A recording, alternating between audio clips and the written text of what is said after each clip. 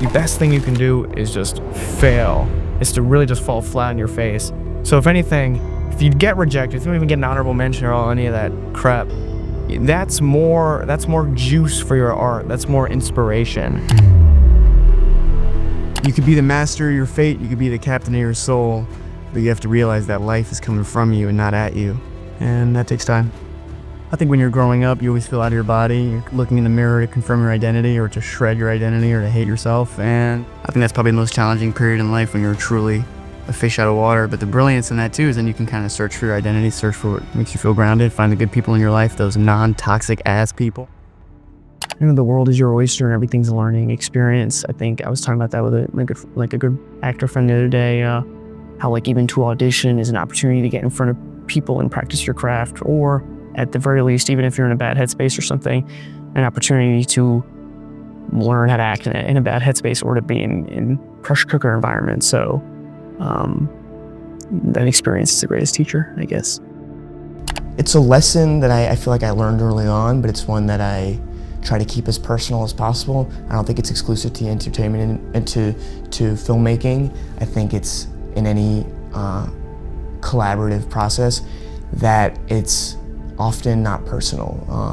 A negative note, someone being brash in the way they're giving you a note, it's a team effort. So because like I said, you want to keep yourself open and sensitive when you're working, at least I try to, but you have to, and this can be not, I feel like, apparent at a young age, but there has to be like professional you, work you, thick skin, ready to get whatever note really comes at you. And then there's personal you, which you protect and helps you protect the work you, and I think you keep those things separate. And I had a good year in drama high school where I felt like I did a scene poorly a number of times, where I felt like I could get over being bad, and yet before that I was really like a very, very sensitive about performance and notes, and would take things personally when really, I mean, the whole point and the tension as an actor is, you know, your body, your voice, your physicality is your instrument, and yet it's not personal if somebody gives you a note or you're not clicking, you're not getting a scene a certain way. What is, in your career, the piece of advice or the note that you were given that you're most grateful you didn't listen to? The honest answer is I feel like there was a period, you know, after I did Call Me By Your Name and Beautiful Boy, I had shot them, but neither of them had come out yet. I guess Call Me By Your Name I played at Sundance, but it had to come out. And I feel like there was opportunities to do things that, you know, at a time where I didn't make any money would have been great to do for that reason. And maybe I was encouraged to do them, but I somehow had the wherewithal or the patience to know, you know, I think I got 2 really special projects in the can, and let me just see what, and you know, I'm so happy. I won't say what those projects were. I didn't do, but I'm so happy, you know. When I saw them come out, I said, wow, I'm glad I had the patience to not do those. Your active rebellion, your music, your art, whatever it be, it's as much about what you're doing as it is about the response to the Coliseum. That is to say, think of like something you like, you see online, or you dislike online. What is the first thing we do is we like look at the comments. We see like what the Coliseum's reaction is. So it's different, you know. Think about it, right? Like if you're scrolling or whatever, if something affects you some way, you want to see what those, right? Bob Dylan once said they can kill you with kindness too. And I think it's an important thing to look at, because God forbid you get the Coliseum's approval.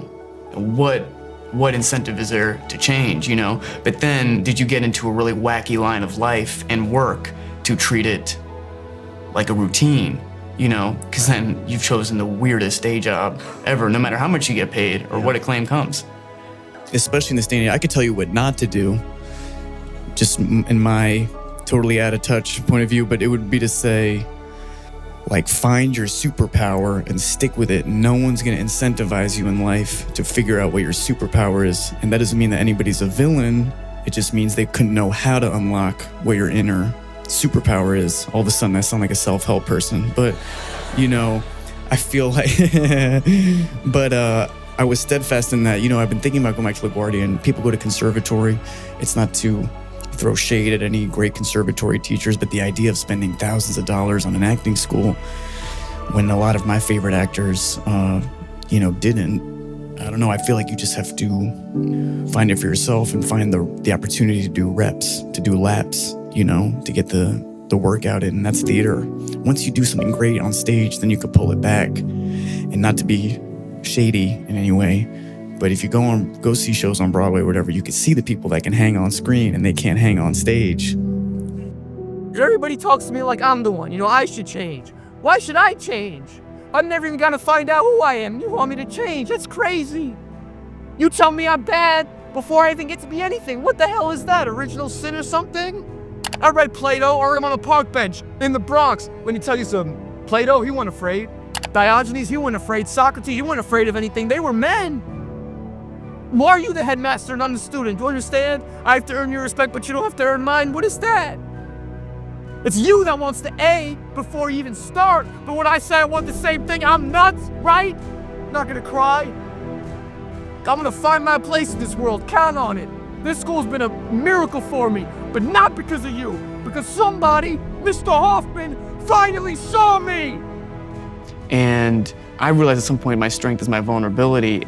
At 25 or something, again, you hear stories of people that their upbringings are way more dramatic than mine, And then you start to go like, well, what is my drive? And then like Bob, my drive is my drive. My thing is my thing, like it just is. So you're showing up in these places going, well, I'd like to play there. And someone goes, but you can't. Yeah, exactly. Yeah, you're sort of not cut out for this. I was either not cut out for that kind of thing or I wasn't what was considered like a more vulnerable, I don't know, like something, it was driving me nuts.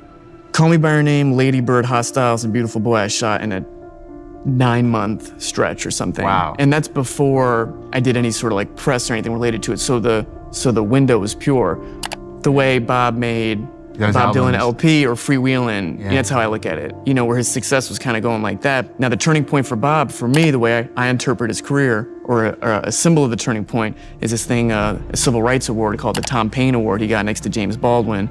And he was drunk when he was there. There's no audio that exists of it, but there's a speech he gave you can read, where clearly he's had it with sort of being deified. Now I was never deified, but I could equally relate that I was like, well, I've done this thing, but when Denis Villeneuve knocks on the door about Dune, or I got the opportunity to play Willy Wonka or something, that was Bob wanting to be in a rock and roll band up top. I was like, well, Leonardo DiCaprio and that's who I initially aspired to be. When that door wasn't open, then I had to go make folk music, basically. Then I had to go really hard. I'm definitely a night owl. I wish I was a morning lark. The world belongs to those who rise early and keep the machine going, and the world belongs to those who go to bed late and come up with new stuff for the machine. I love the combination of being completely fierce, brave about the character, but at the same time, you're very vulnerable. How did you find that courage? How did you find how did you prepare for that role?